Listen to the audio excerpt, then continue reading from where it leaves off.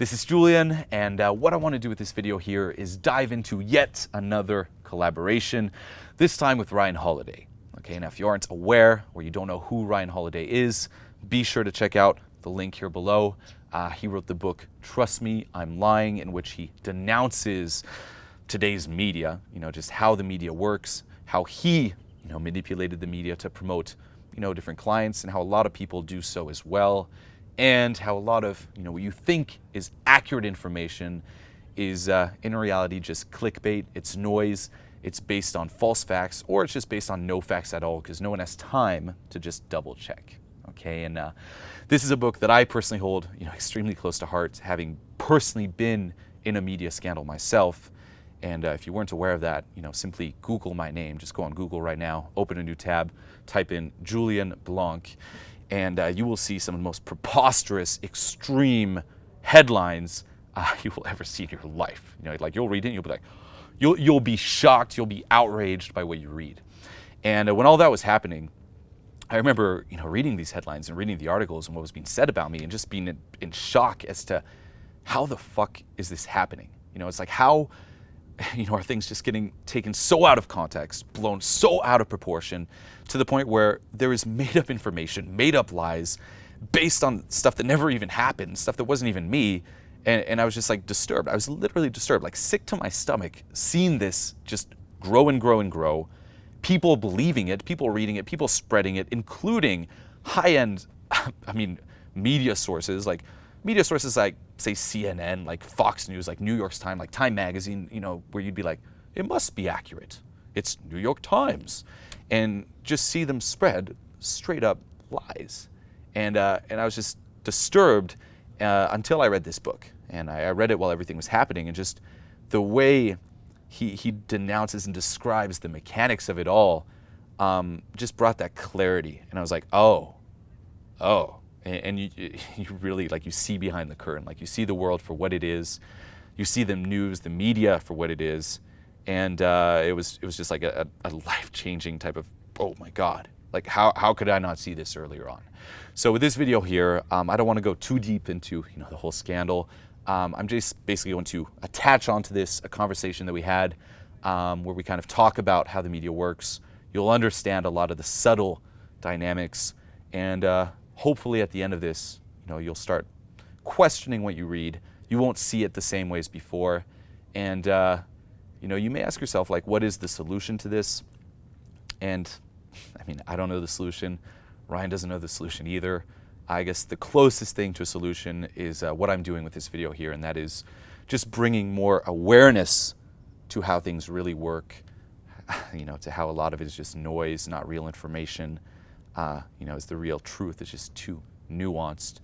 So I'll crack in the conversation, take it for what it is, share this with people and question everything you see or read from now on. Enjoy. What I thought we could dive into here is actually explore what you touched on in Trust Me, I'm Lying, which is the whole, media, how the media works, how to manipulate the media, the downside of all that there. And if we could start off on just how it works. There was one saying in the book where it's the online drives the offline, where a lot of it is based on bloggers. Yeah, so what I wanted to sort of do in the book, and the book's actually a few years old now, but it weirdly seems to be more true now than when I wrote it. But it's basically based on the idea that the economics of online news, which are sort of primarily designed by publishing as much as possible, publishing it as cheap as possible, and then it's consumed for free by readers, right? And so it's entirely advertising supported. These sort of economic factors determine what the news will be, much more so than any political biases, any sort of notions of journalistic ethics or integrity or anything like that. And so what I wanted to do is sort of rip back the curtain and show what those forces are. So some of the big ones that, for people who don't totally understand it, is like the readers are not the customers of the news, right? The readers are what is sold to the actual customers of the news, which would be the advertisers. Mm-hmm. And so what that incentivizes the publishers to do, and what that incentivizes the writers to do more individually, is write stuff that will get lots and lots of attention, whether it's true or not, whether people agree with it or not. whether it's high quality or not. These are sort of irrelevant concerns. What matters is how many people click a thing and how much time they sort of spend on that site, right? And so what you do is what you end up seeing is you see lots of very specific kinds of content come up time and time again. So that's really controversial stuff. That's really incendiary stuff. That's really provocative or viral stuff, like the stuff that you want to send your friends.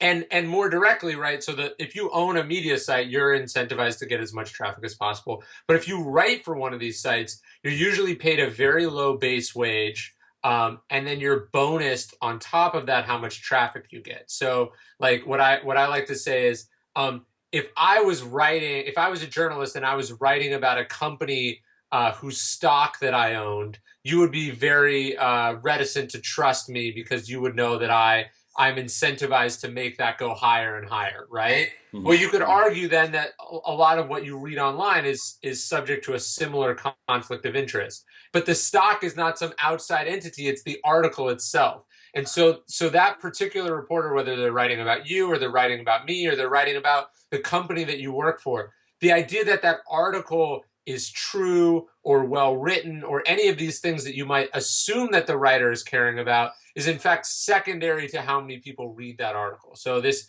sort of God that everyone is worshiping online is traffic, and it just so happens that that's often at odds with what consumers would actually want. Mm-hmm. Yeah.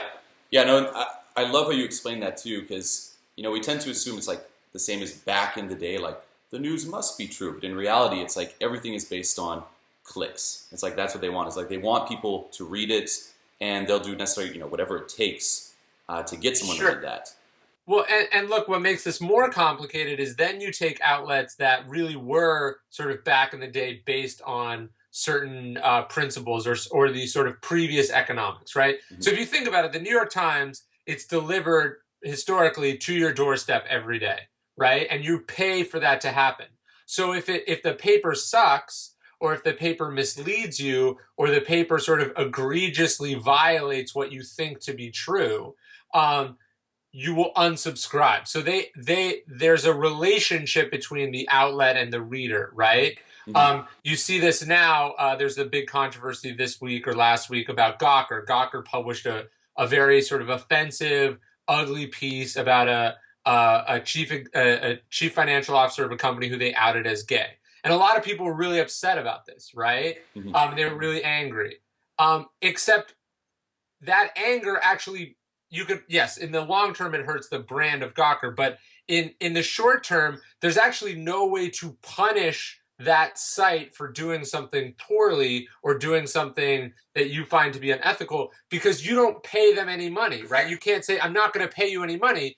Mm-hmm. And in fact, even going to click the article that you're upset about is beneficial to them. It's a little bit different with Gawker, but even clicking that article is not a bad thing for them, right? Mm-hmm. And so you find it very hard for people to sort of to dislike something without actually benefiting in some way. But my point is, what makes it very confusing is you have outlets like Forbes, or you have outlets like the Daily Mail in the UK. These are decently old media brands. I mean, the Daily Mail has never had an amazing reputation, but you don't understand that this seemingly significant old school media outlet has actually just turned themselves into a content farm, right? So when you see the Huffington Post publish something, you're like, why would they publish that? It's just some crap from the Huffington Post. It's easier for you to dismiss it. But when you see Forbes or some 50-year-old media brand, Time.com does this, right? Time.com is open to contributors from many, many people and also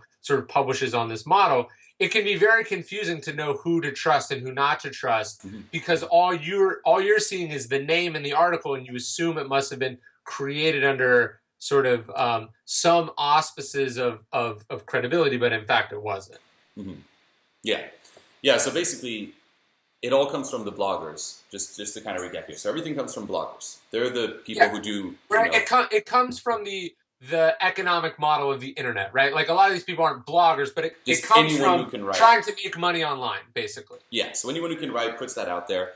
And there was one concept I loved in the book too, where I believe you called it passing it up the chain. So Yeah. someone could write something that got quoted and then quoted and then quoted all the way up to someone like the Daily Mail taking that information, even though it's not necessarily true because it's been quoted so many times, or distorted in the process. I call it trading up the chain, and you see it obviously in more significant forms all the time, right? One outlet breaks something, and then another outlet picks it up, and then another outlet picks it up. But like, I'll give you a great example from this. If people remember that stunt a few months ago, it was shipyourenemiesglitter.com, and basically this guy, he came up with like a funny idea, like, what if you could pay to send someone you were mad at an envelope addressed to them, and when they opened it, it was like full of glitter, and it would just be like annoying and obnoxious. Well, so that guy launched that. It's just a funny idea. He made a landing page. He'd actually read my book, so I guess I have to take partial blame for this. But so he read my book, and all he did to promote it was he put it on producthunt.com and he put it on Reddit. And what happens is real media outlets today troll those sites and they look for content that they can publish, right? They're not out researching themselves. They're not like profiling real companies, and they're not calling up founders and saying, hey, like, what's going on here? They're looking for things that do well online, which they can then write about and popularize. And then conversely, on top of that, so you've got this like sort of tier of people who are trolling the internet looking for content that they can write about and bang out a quick blog post.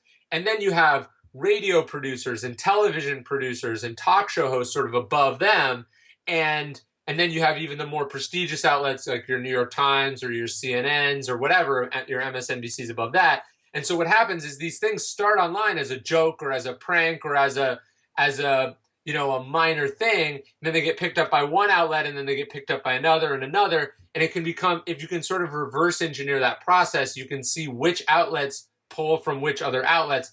You can sort of bubble something up until all of a sudden this funny thing that you posted on Reddit at 2 a.m. is now a sort of like the day's big story. And that happens all the time. And that's basically what happened to you. Yeah. Yeah, no, for me, what I noticed, like in my media scandal, is that it started off, with this event or this video that basically was edited. Right. And the bigger the story grew, the further it actually got from the truth. Like someone would say this, and then a bigger blog would say pick it up, and then rewrite it in their own words, rewrite this in their own words. And then it got to this point where there were quotes that weren't even from me. It was based on a Twitter that was not even from me. It was like this huge buildup. And all the way up to CNN, which I appeared on. And yeah, right. It's this sort of process where each person is pulling from the person below them. And look, in a traditional media system, that makes total sense, right? Mm-hmm. If every newspaper in the country more or less follows the same sort of journalistic standards, that you've got to verify what you're talking about. There's an editor who's doing fact checking. Quotes have to be checked, or you have to have more than one source saying the same thing. Then it makes sense, right?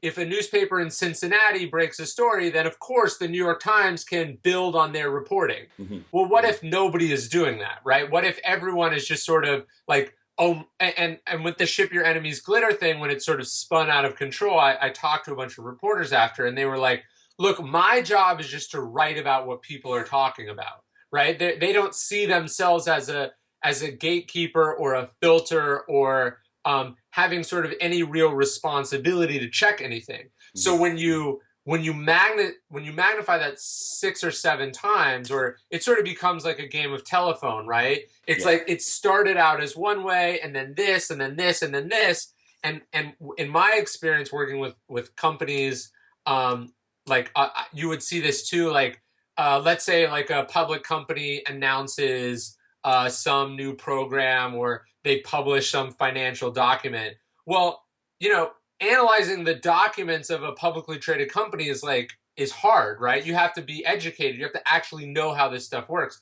So what do you get when you have when you have a writer or a blogger who's covering something that they have no training in, right? Like if I know nothing about, how the military works, and I just see some press release or I read some news story and it makes me upset, I might be upset because I don't understand it. There might not actually be anything wrong with it, right? Or it might be more complicated than I can sort of understand. Like, this thing that I'm outraged by may in fact be very common.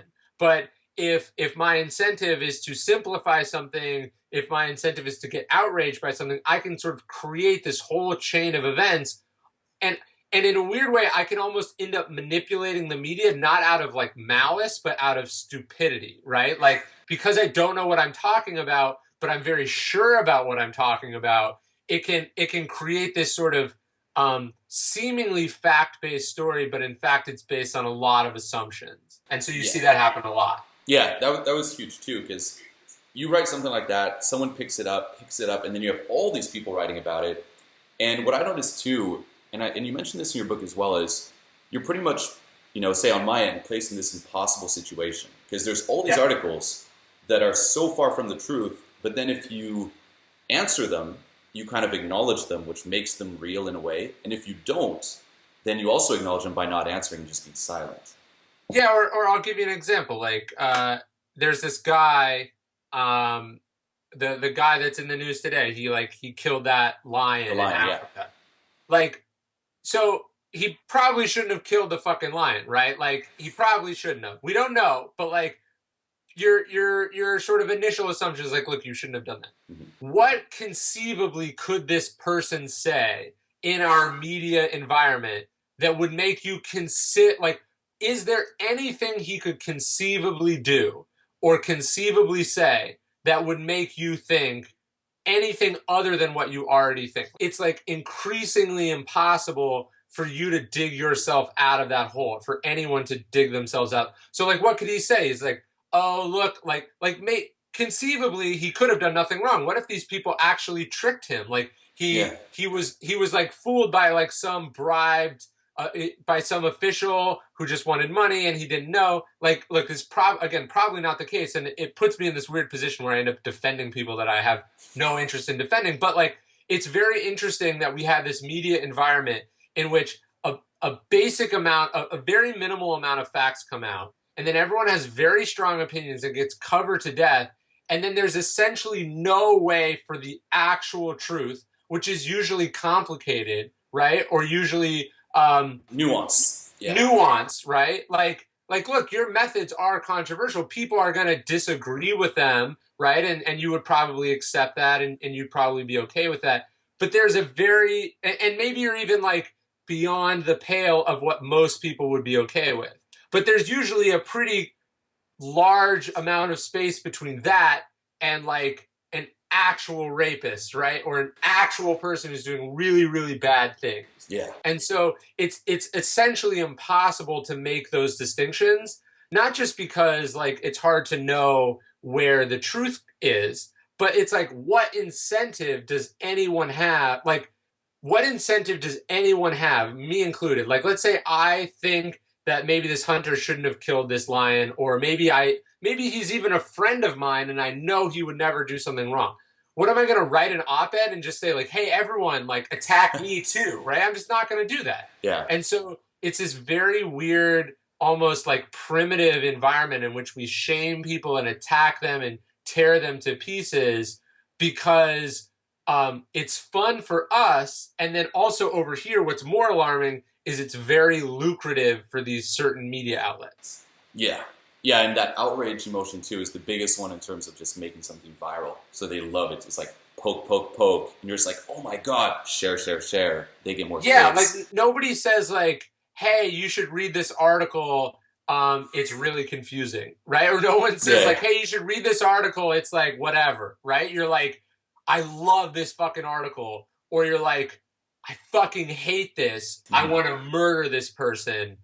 I won't murder them, but I will post about it on social media. You know what I mean? Like, it's, you think about it, it's like I even think about this, like, very rarely, like, let's say I'm on Twitter, I'm not like, wow, that was like a very pleasant experience at Starbucks, right? It's more like, I can't believe United fucking canceled my flight. Like, what a shitty airline. I fucking hate them, right? Like, you do that, but so essentially what you get is, like, I remember a few years ago, we were very concerned about, like, bias in the media, right? Was the media liberally biased or is it conservatively biased? In fact, this is, like, totally irrelevant. What matters is that the media can basically only show us these sort of very extreme images and these very extreme ideas because that's the only thing that will get traffic.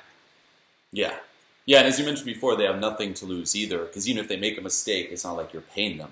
It's like, oh, right, yeah. but you see this most sort of brazenly with like hoaxes, right? Like, so let's say somebody writes about a certain hoax. Like something happens, it's like, oh hey, like the ship your enemies glitter thing. Like it was technically a hoax. Like it didn't exist until it got all this attention. But it's like you write about it and it gets all this attention, and then you get to write a second article about how it was a hoax, right? Instead of writing 0 articles because it's not real. Yeah. And so that it's, in a way, they're being paid to sort of suspend disbelief. They're being paid not to say, hey, this is suspicious. Because if you say, hey, this is suspicious, then you don't get to write about it. Mm-hmm. Yeah. Yeah, and you get both stories too. It's like, yeah, there's this, right. And it was wrong. Oh, it's like the best of both worlds, way more clicks. Right. You get to read, like, and you and I will read both stories, right? Because you're like, oh, I heard about this. Oh, wait, it's totally fake. And you get sort of 2 bites at the same apple. Yeah. Instead of, the alternative is not writing 1 good article, right? The alternative is 0 articles because it's not real, right? You wouldn't say, hey, somebody emailed me about something that they thought was, that they wanted me to write about, but it's not real. You wouldn't write about it. And so it's a very weird economic set of incentives that, in fact, in many cases put like the interests of the outlet at direct odds with like the interests of society. In the way the outlets are thinking, like, how can we steal time and attention from as many people as possible? Mm-hmm. Yeah. Yeah, and it's interesting too, kind of building on this, how, this also happens with newspapers, where back in the day, if you wanted to make an accurate newspaper, it'd be like based on whatever happened today versus filling a certain amount of pages. Here it's not the actual story, but what'll get the most clicks.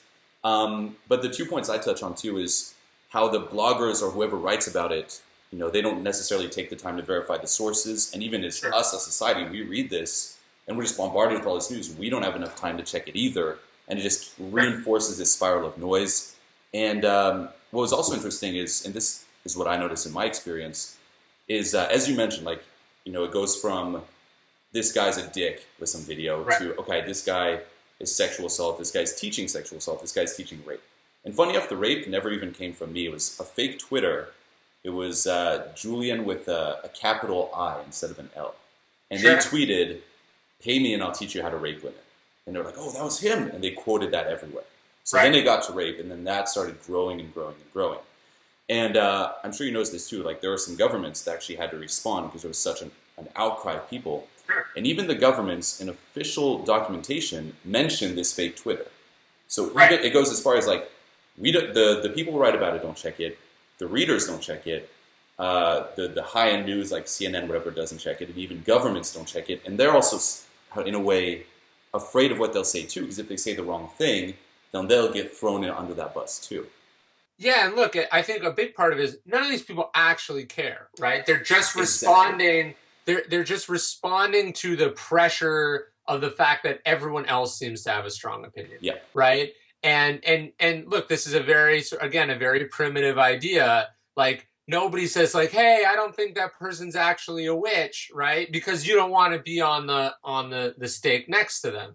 And so it becomes this thing in which people are very much incentivized to join in, and they're only thinking very short term, right? It's like, you're coming there like that week, they're like, look, I'd rather this just not happen. I don't give a shit, but I just don't want to be complicit in this happening.